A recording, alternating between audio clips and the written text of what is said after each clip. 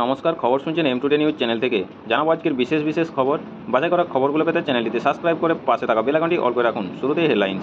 আজ রথযাত্রা, বৃষ্টির মধ্যেই সকাল থেকে মানুষের ঢল দীঘায়, কড়া নজরদারি পুরী জুড়ে। এনআরসির ছক, কেন্দ্রকে তোপ মমতার। 1987 পর জন্ম ভোটারদের দিতে হবে বাবা মায়ের নাগরিকত্বের প্রমাণ। 28 ঘন্টার সফর, স্পেস স্টেশনে শুভাংশু।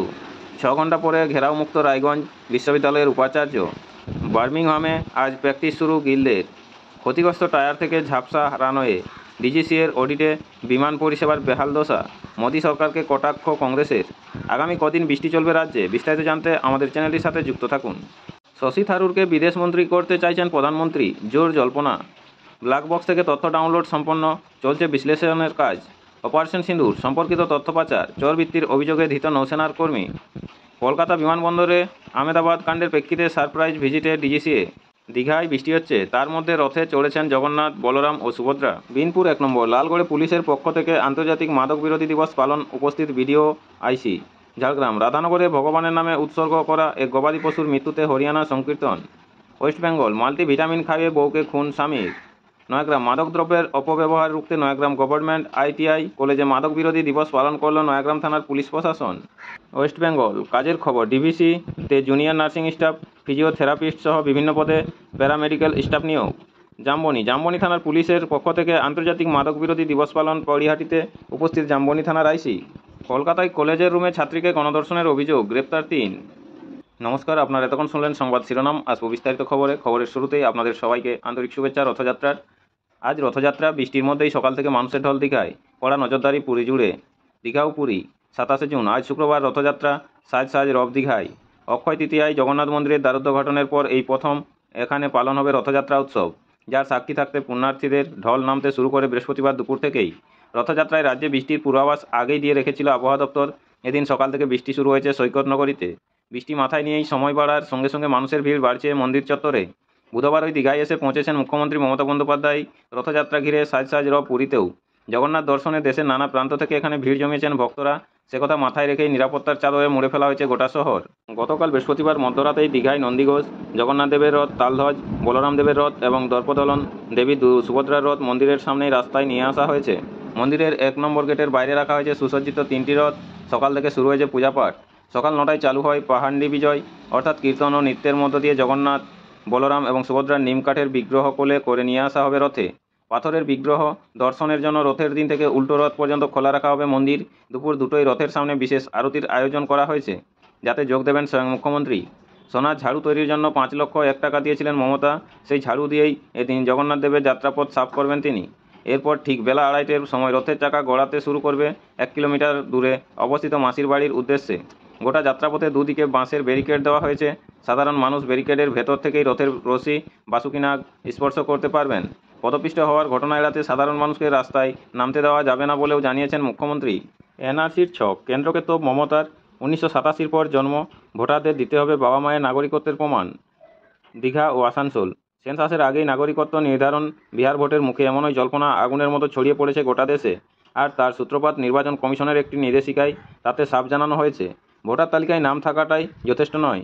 সংশ্লিষ্ট ভোটারকে এবার দিতে হবে নাগরিকত্বের সমর্থনে যথাযোগ্য নথি এবং ঘোষণাপত্র। একে মুচলেকা বললেও খুব ভুল হবে না।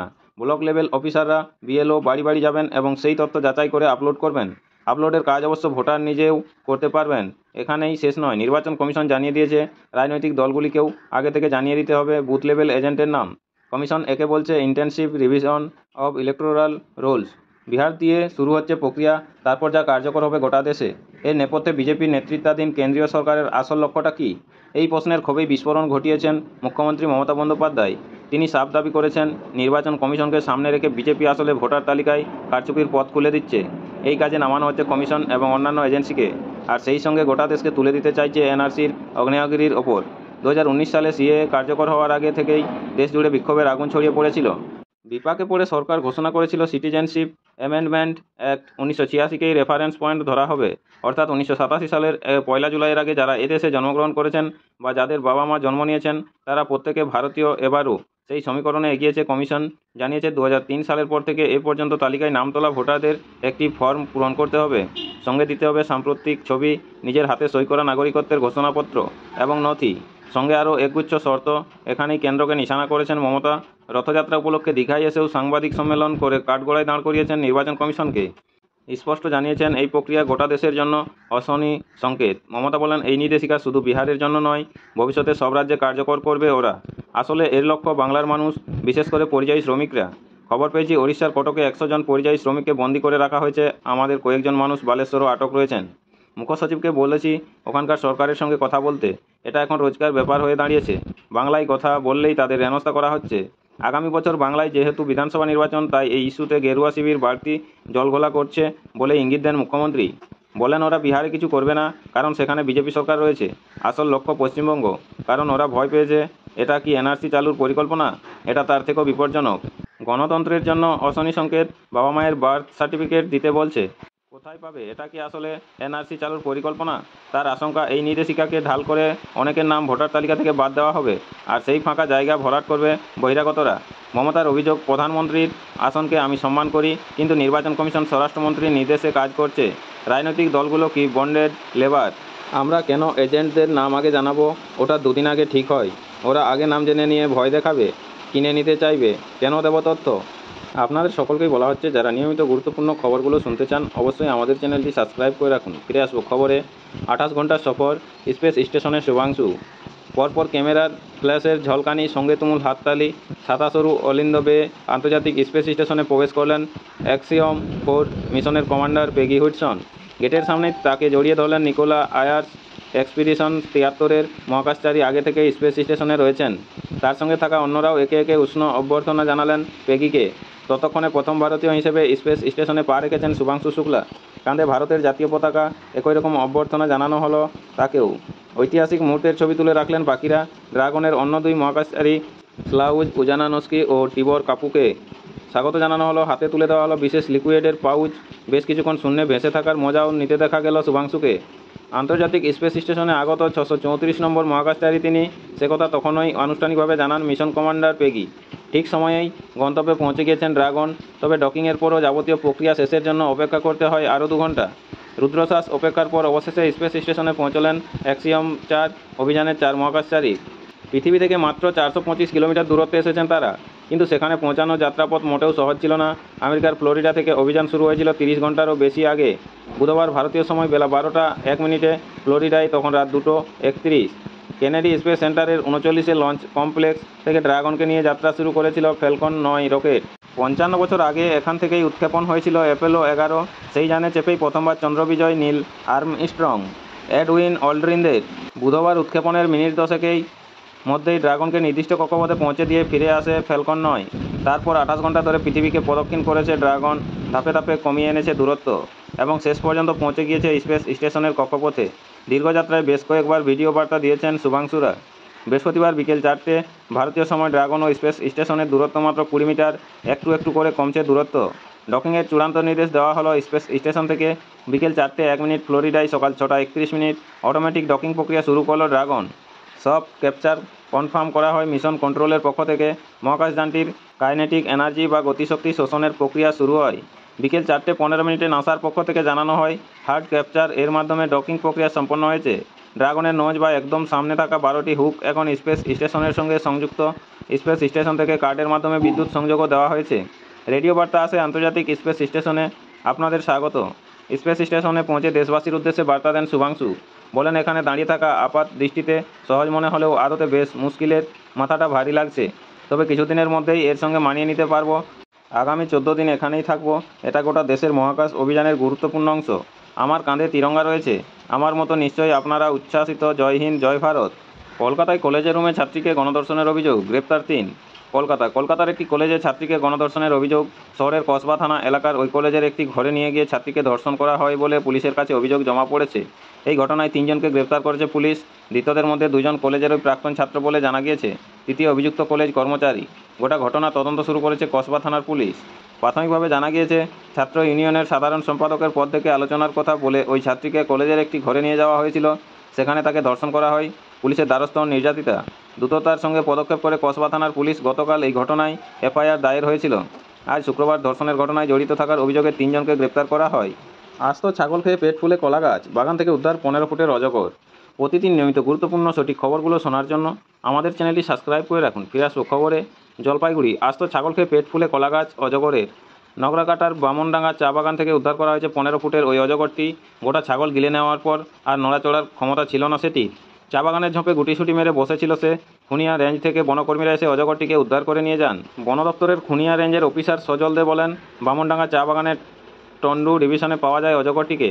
সেটি আস্ত ছাগল গিলে খাচ্ছে দেখতে পেয়ে এলাকার বাসিন্দারা বন দপ্তরে খবর দেন। সঙ্গে সঙ্গে বনকর্মীদের ঘটনাস্থলে পাঠানো হয়।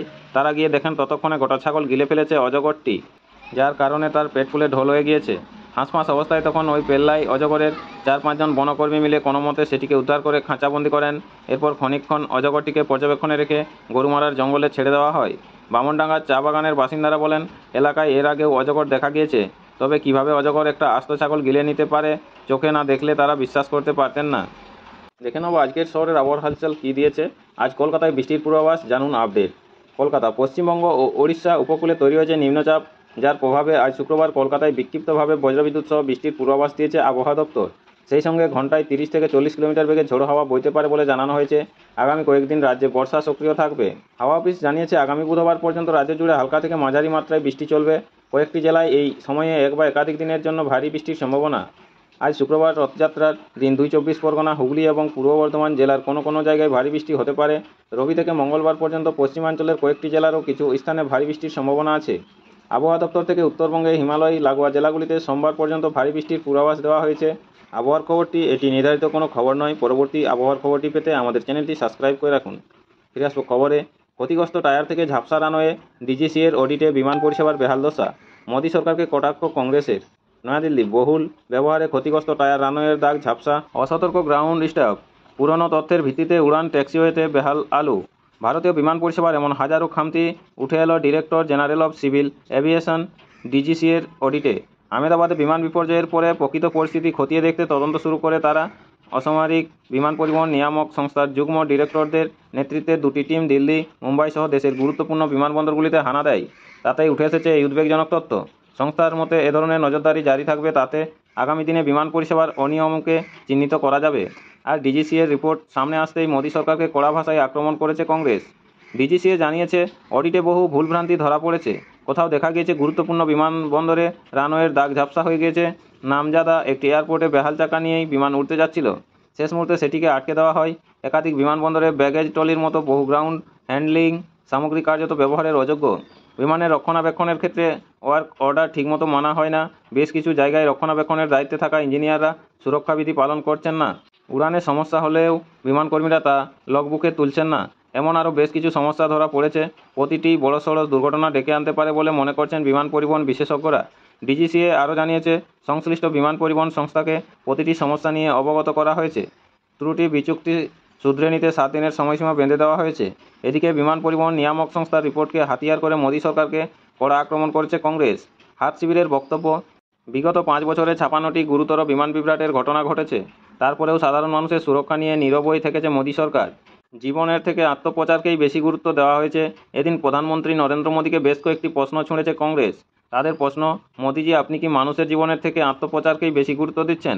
যাত্রীদের সুরক্ষা কি আপনার সরকারের আরেকটি জুমলা? সরকার কি আরও বিমান দুর্ঘটনার জন্য অপেক্ষা করছে? আর কত প্রাণ গেলে দায়িত্ব নেবে প্রশাসন?